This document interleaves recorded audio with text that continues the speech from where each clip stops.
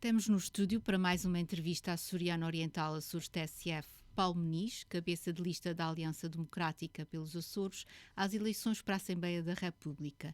Paulo Muniz tem 55 anos, é engenheiro eletrotécnico, mas desde 2019 ocupa o seu lugar na bancada do PSD como deputado eleito pelos Açores na Assembleia da República. Apresenta-se aos eleitores com o slogan Defender os Açores. Nas últimas duas legislaturas, mais curtas do que seria o normal, esteve na bancada do PSD no papel de oposição. O que é possível fazer como deputado de oposição pela defesa dos Açores? Antes de mais, cumprimentá-lo e agradecer a oportunidade que nos dá a nossa candidatura. Defender os Açores tem duas dimensões. Zelar por aquilo que são os direitos e as justas aspirações, muitas delas consagradas no nosso estatuto político-administrativo da nossa autonomia, e defender os Açores é também, em cada medida que a República toma, não esquecer que, pelo facto de nós termos autonomia, não somos filhos de um Deus menor e devemos ser incluídos em todas as medidas que são feitas também para o país. Eu dou-lhe um exemplo: os agricultores ficaram de fora de um pacote de ajuda muito significativo. Dou-lhe outro exemplo, que foi a ajuda e a compensação às juntas de freguesia que colaboraram no Covid-19, e dou-lhe ainda mais um exemplo, que foi um pacote financeiro para diminuir o abandono escolar por parte dos alunos universitários no pós-pandemia, porque as famílias tinham muitas dificuldades e que propositadamente excluía os Açores.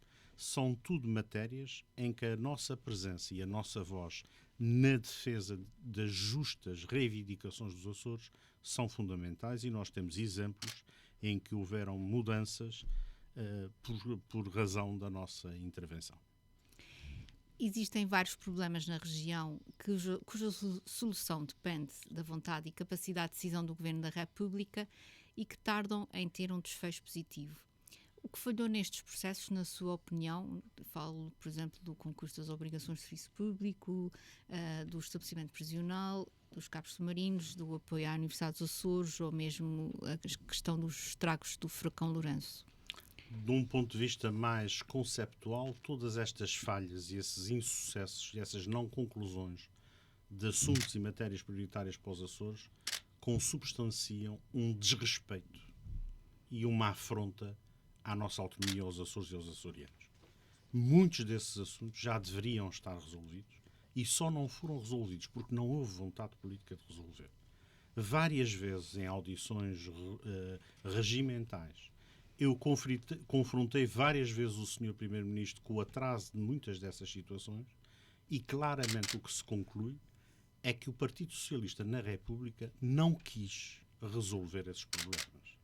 E também é preciso enfatizar que a grande maioria dos problemas que a Paula identificou estavam sob a alçada do Ministro das Infraestruturas, que se chamava à data Pedro Nuno Santos.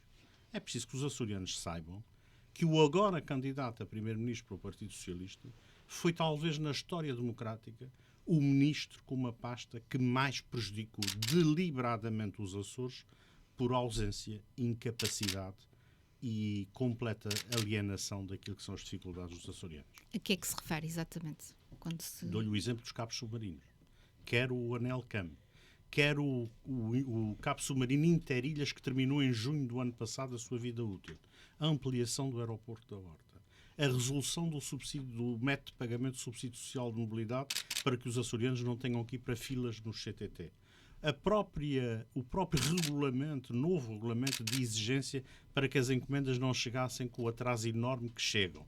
Tudo isso foram e são matérias diretamente da exclusiva responsabilidade ou irresponsabilidade de Pedro Nuno Santos.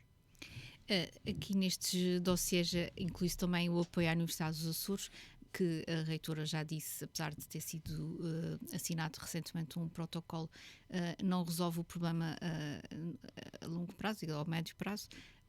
O que é que defende neste âmbito? A Universidade dos Açores, a par da rádio e televisão RTP Açores, e a par dos nossos órgãos de governo próprio, a Assembleia e Governo Regional, esses três pilares da nossa autonomia são o sustentáculo do nosso modelo autonómico, da nossa afirmação. E o que se passa é que a Universidade dos Açores tem que ter uma perspectiva sólida, no médio prazo, de com o que é que conta em termos de financiamento. Porque o que foi feito? Foi feito assinado à pressa, no último dia deste Governo da República que cessou funções. E, portanto, assinar no último dia é pôr entre a espada e a parede, sem qualquer hipótese de haver, naturalmente, uma alteração por vontade da Universidade. Mas foi pôr entre a espada e a parede e obrigar quase a assinar um contrato que, repare, do Estado do Governo da República só garante 1/3 das necessidades de financiamento.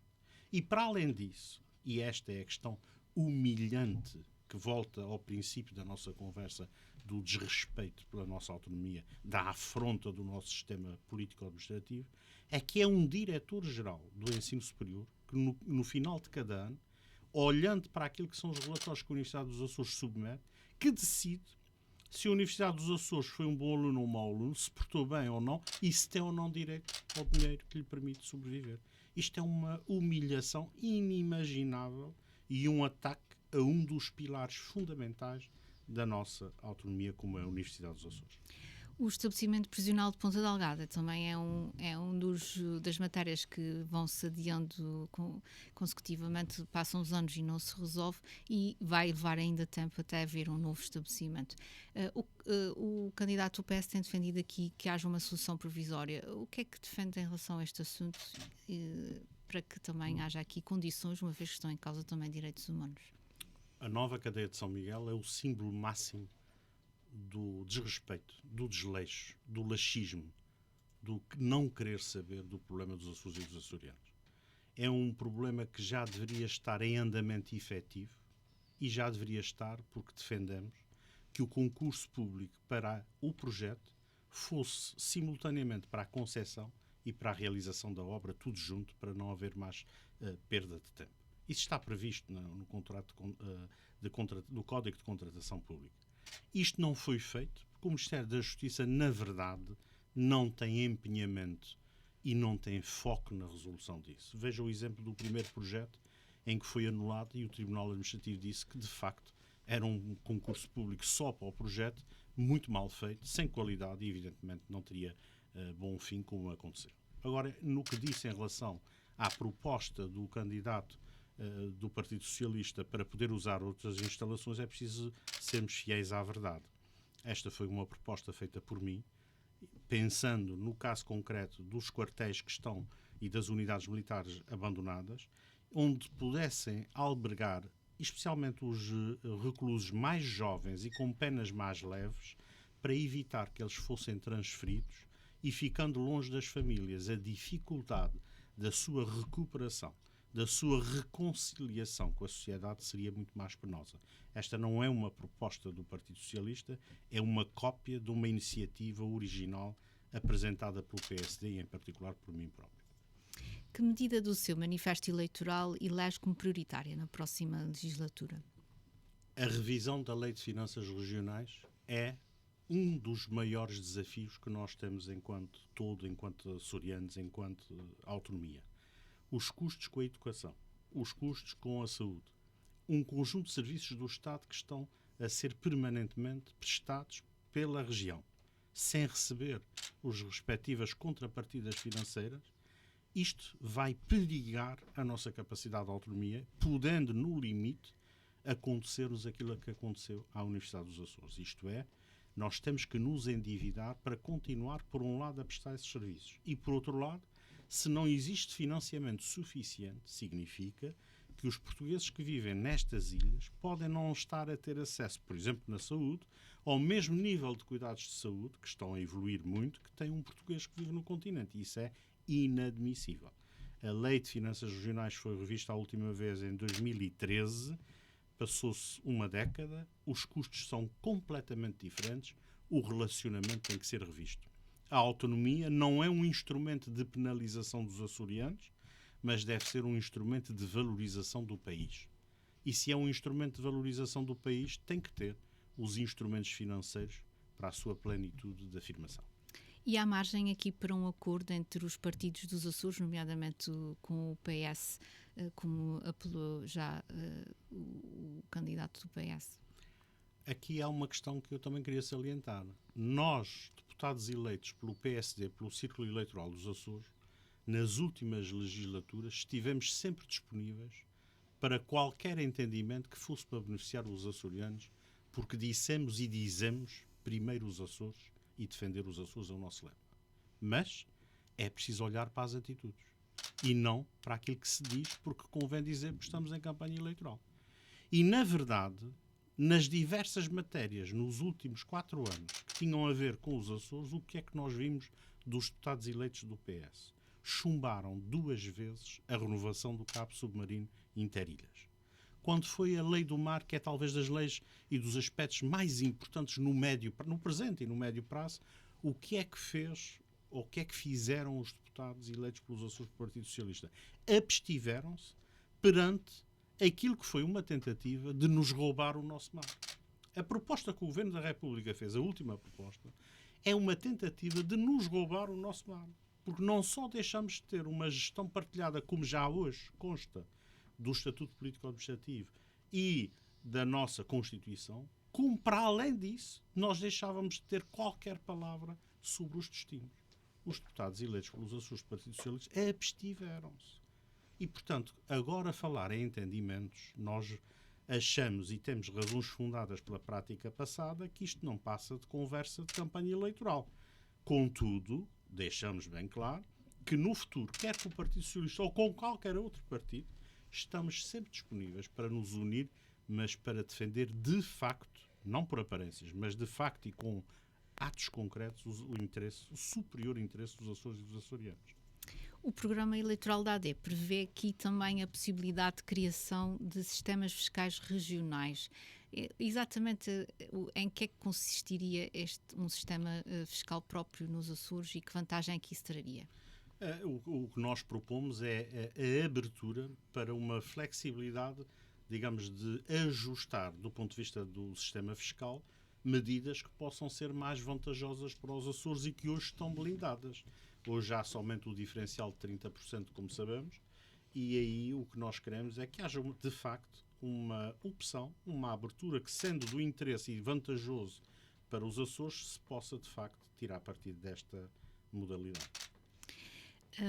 Ainda no programa da AD consta a intenção de assegurar um regime de transporte marítimo de passageiros e mercadorias com obrigações de serviço público. De que forma é que isto funcionaria e poderia beneficiar aqui também os Açores? Nós temos uma proposta de lei que foi, olha, mais um exemplo, foi chumbada pelo Partido Socialista e era uma proposta de lei que visava somente um conceito muito simples em matéria de carga. Se nós quisermos enviar um contentor de Lisboa para Bragança, tem um determinado custo. E o que nós defendemos na nossa proposta de lei, chumbada pelo Partido Socialista, é que este mesmo contentor, se fosse enviado para qualquer ilha dos Açores, teria o mesmo custo para o utilizador final. Obviamente que o diferencial seria assumido pelo Governo da República. Isto é que é a verdadeira continuidade territorial. É não ser prejudicado pelo facto de viver numa ilha e ser integrado de pleno direito no contexto da continuidade nacional. O que é que isso, por exemplo, permitiria? Que eu, quando faço uma compra online, ao invés de ser discriminado e muito penalizado por ter de vir para os Açores a minha compra, eu iria pagar exatamente para a mesma distância máxima o que paga um português que vive no continente. E este é o nosso princípio. Não basta falar de integração e de continuidade territorial se depois, na prática, não se põe efetivamente ao serviço das pessoas. Volto a dizer, o Partido Socialista chumbou este projeto de lei que estava perfeitamente em fase final de ser votado. Falou aqui há pouco da Lei do Mar. O que é que defende concretamente para para esta legislação na sua revisão, digamos assim? O mar é o maior ativo dos Açores. O mar é, de facto, aquilo que nós vamos deixar às nossas gerações futuras. Portugal tem dimensão europeia porque temos o Mar dos Açores. É através do Mar dos Açores que nós nos projetamos num espaço comercial e de influência geoestratégica que é o Atlântico Norte. E, de facto, hoje em dia, o mar como última fronteira da humanidade está a ser muito cobiçado, quer a exploração do mar profundo com os minérios ricos que lá existem, quer os recursos da pesca, quer o próprio espaço enquanto corredor de passagem de mercadorias do Atlântico Sul para o Atlântico Norte. E o que nós dissemos e dizemos é que temos que ter uma perseverança e uma atenção muito grande na defesa deste mar, que é nosso também. E isto significa o quê? Nada poderá ser feito no nosso mar sem o parecer vinculativo, eu repito, vinculativo dos Açores.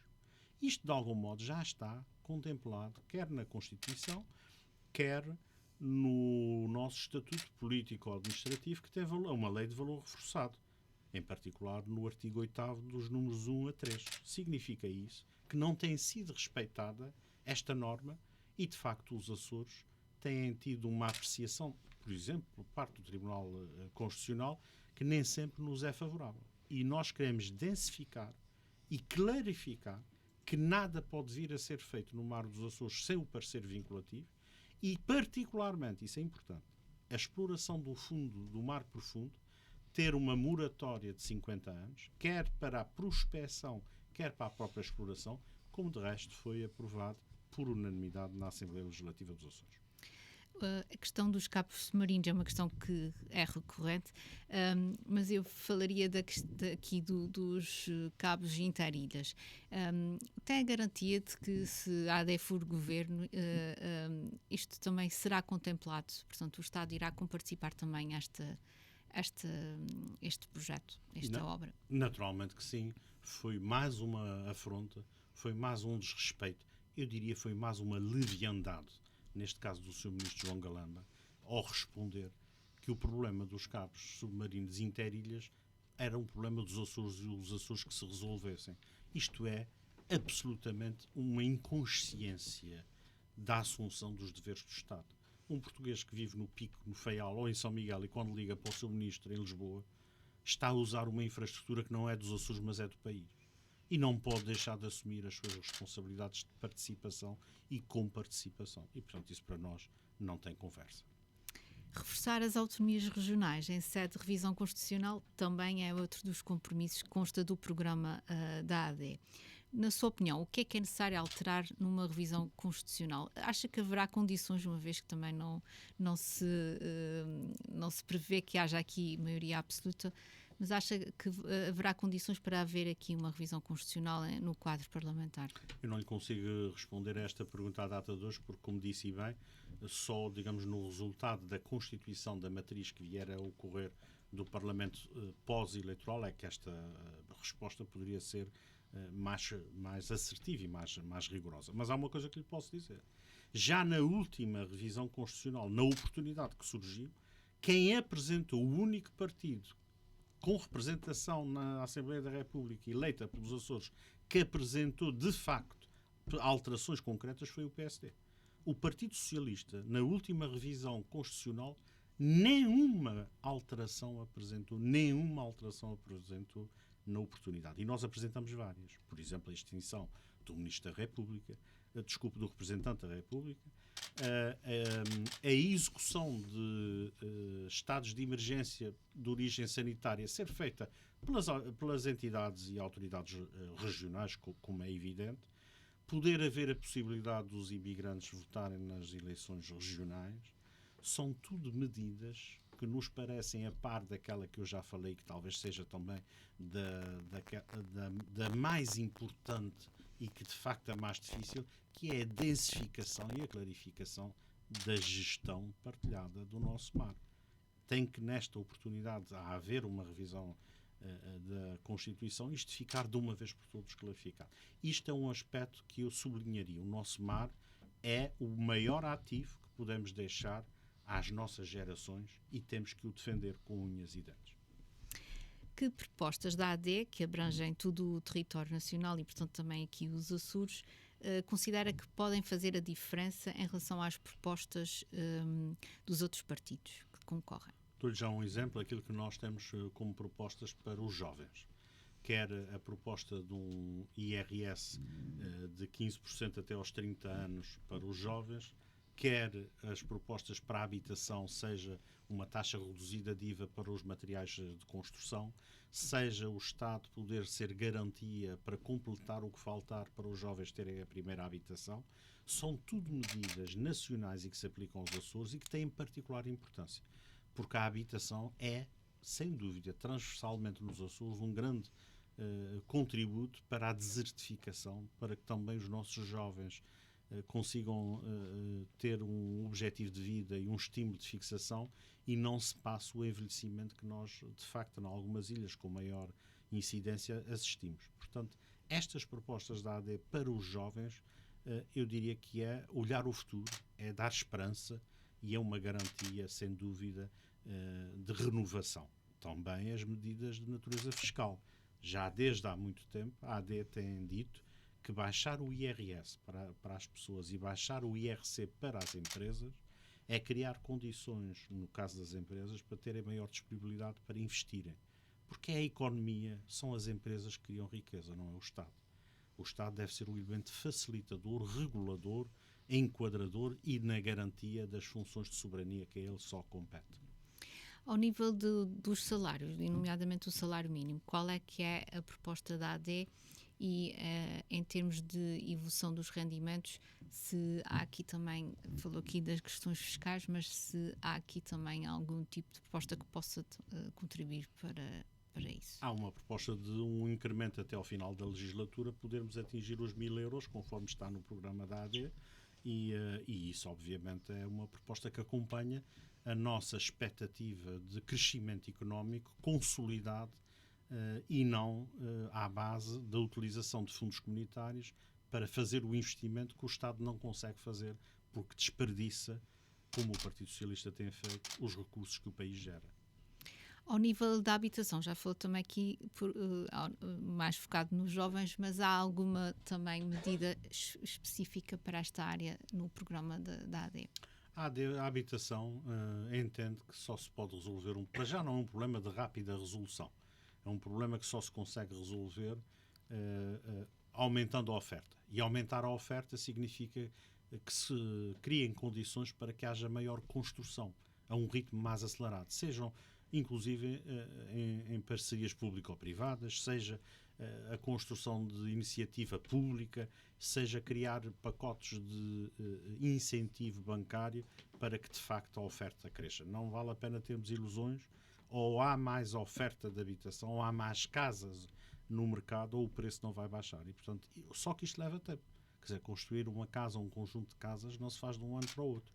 O problema foram os 8 anos do Partido Socialista, do ministro que maior responsabilidade teve na habitação, que se chamava Pedro Nuno Santos, e que agora quer ser primeiro-ministro, que em matéria de habitação ficou só pelos PowerPoints. Aliás, é um traço. É a mensagem da propaganda, são os vídeos muito engraçados, são os PowerPoints, são as bandas de música, mas no fundo e na realidade, na vida das pessoas em concreto, zero. No país temos assistido a uma crise no Serviço Regional de Saúde e também na educação. Que respostas é que a AD propõe como alternativa? No Serviço Nacional de Saúde. Nacional de Saúde, muito bem. Exato. O Serviço Nacional de Saúde é o maior espelho da incompetência do governo socialista. Porque, repare, alocaram mais de 50% do orçamento face a 2015 e é o caos que nós vemos. Os socialistas custam a perceber ou têm uma estratégia quando têm um problema que é atiram centenas de milhões de dinheiro para cima do problema. O difícil é que raramente o problema desaparece. O que desaparece é o dinheiro que eles lá põem, que são recursos do país. E o que nós propomos para a saúde, como já foi dito, inclusive pelo Dr. Luís Montenegro, há 2 momentos. Há um momento da emergência para resolver a situação caótica que está agora, mas depois há um conceito que nós temos. Nós, AD, temos o conceito em que o Serviço Nacional de Saúde é a peça central, é a espinha dorsal da resposta de saúde em Portugal. Mas há um conjunto de outros parceiros que concorrem para melhor responder aos problemas dos portugueses e do utente final.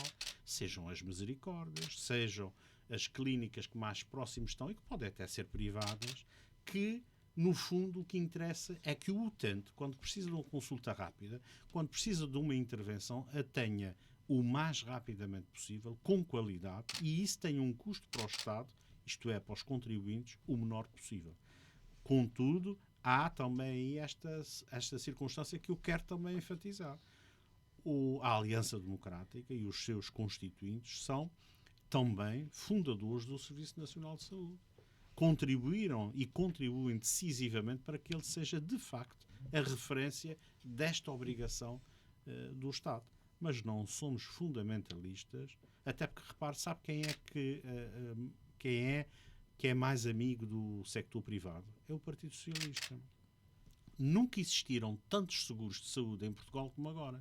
E porquê? Porque as pessoas têm medo, têm a receio da qualidade do Serviço Nacional de Saúde e do caos e contratam seguros de saúde para poderem recorrer ao privado quando estão nas agonias de saúde. É esta incompetência do Partido Socialista que fomenta a maior existência e o maior número de utentes a recorrerem à saúde privada.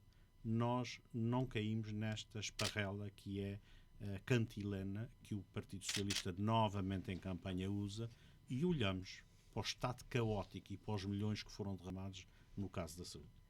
No caso da educação, assistimos à falta de professores, que é um problema transversal a todo o país, inclusive aqui também nos Açores.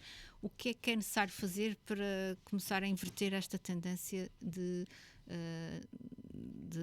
não haver resposta das escolas aos alunos? Em primeiro lugar, nos Açores nós temos uma situação em matéria de educação que não compara nada com o que se passa no continente. São situações, os Açores têm uma paz social e, digamos, de funcionamento que não tem nada a ver com o caos que se passa na educação. À data de hoje, ainda há alunos que não têm um professor, pelo menos uma disciplina. Nós estamos praticamente nas férias da Páscoa a terminar o segundo trimestre e o segundo período do ano. Isso é inadmissível. Em primeiro lugar, na educação é preciso fazer o reconhecimento e a valorização dos professores. No continente isso não foi feito. E porquê é que é muito importante? Porque nos próximos anos vamos ter uma saída enorme de professores para a reforma. E a forma como eles têm sido maltratados, menosprezados e, em alguns casos, humilhados, não torna atrativa a profissão de professor, quando é das mais importantes, porque é o futuro que se joga. Quando um professor falha, ou quando o ensino falha, é o futuro que falha. E é por isso que a AD tem não só o compromisso da recuperação progressiva das carreiras que ficaram congeladas dos professores, mas também a recuperação das aprendizagens que muito sofreram no quadro da pandemia. E, portanto, nós encaramos a educação como um fator estratégico para que o nosso país, daqui a uma geração, daqui a 20, 25 anos, seja um país diferente ao nível da capacitação dos seus recursos humanos. Isso só se faz com a educação. No próximo domingo, tem a expectativa de que os portugueses darão a vitória à AD e deixe de estar na oposição, na bancada da oposição, digamos assim? Eu tenho esta expectativa, tenho esta convicção profunda. Não tanto só pela AD, mas pelo país. Nós precisamos que a AD ganhe as eleições no próximo dia 10 para mudar o país.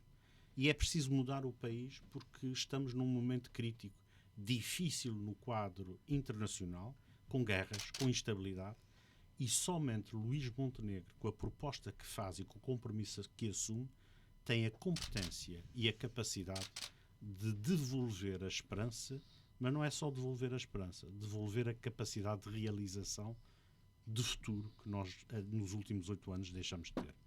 Quantos deputados é que espera eleger? Espera aumentar o número de deputados para 3? Eu espero ter a melhor votação que os açorianos nos consigam e queiram dar e, fundamentalmente, porque eles também serão credores desta esperança de mudança que inevitavelmente o país tem, e esta é uma grande responsabilidade que todos os eleitores têm no dia 10 de março. Integrariam um governo da AD se surgisse o convite, digamos assim? Eu estarei sempre disponível para servir superiormente os interesses dos Açores e respeitar sempre os eleitores dos Açores, pondo-os sempre em primeiro lugar, independentemente do que isso possa vir a ser a opção. Muito obrigada. Obrigado.